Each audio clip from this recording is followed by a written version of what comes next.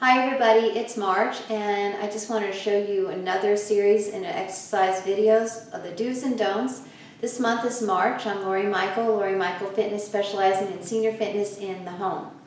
So we're going to show you a couple of exercises for your posture, and ultimately it'll help your back if you have any back problems. So with the help of my friend Kim, we're going to get started. And oh, by the way, don't forget, stay hydrated.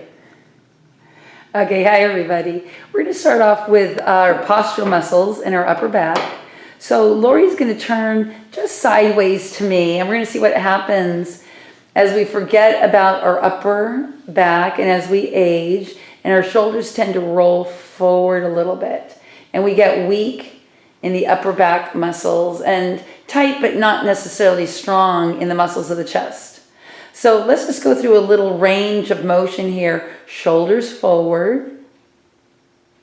And then she's going to pull her shoulder blades towards each other in her back. And look what that does to her posture.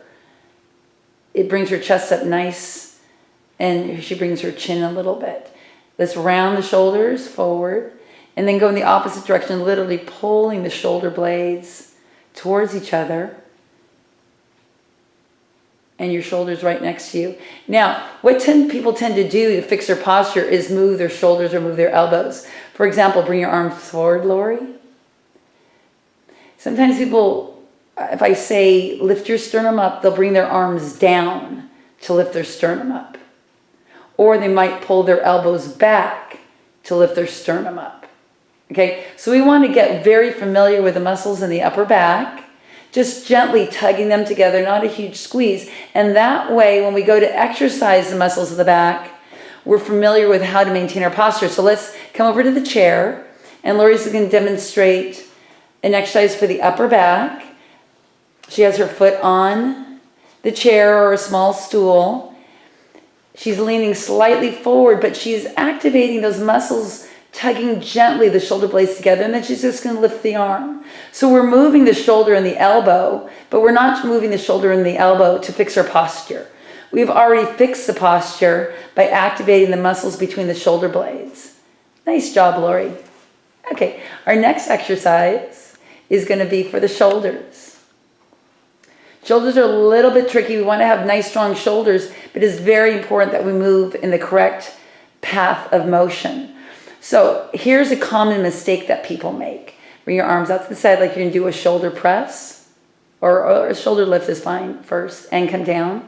Her arms are directly to the side. Lift and lower. What that tends to do eventually for most people, it causes a little bit of compression inside the shoulder joint because of lack of room. We just don't have a lot of room in the shoulder joint, and that can lead to impingement. So the way we get around that is, turn to the side a little bit, Lori, is when you're do an arm lift, bring your arms 25 to 30 degrees forward of your shoulder and then lift up and down. You can just see that there's so much more ease of motion. Look at her thumbs.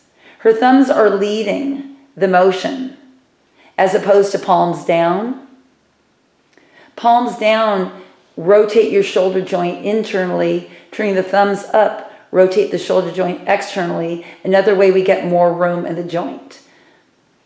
Okay, so we want the arms about 25 to 30 degrees forward of the shoulder and the thumbs turned up. How about a shoulder press? Lori's going to grab a couple of weights, and it's the same idea. Most people will lift the weights for shoulder press and take the arms directly to the side as they go up and down. That can really compress the shoulder joint, causing possible impingement and wearing and tearing on some of the muscles, such as the rotator cuff or the bursa inside the shoulder joint. So bring the elbows slightly forward, turn the palms in, and lift and lower. So with the palms in, we're more externally rotating the shoulder joint, adding space in the joint. And the elbows more forward of the shoulder joint, it adds ease of motion and takes away that possible impingement. Nice job. So I'm using 3-pound weights. You might want to use 3 pounds or something light until you get the feel of what you're doing. You might want to even consider either somebody watching you to make sure that your posture is correct if you can't notice it in the mirror, or close your eyes and feel what you're doing. I think that would also make a difference. Anyway, thank you. See you next time. Appreciate it. Bye.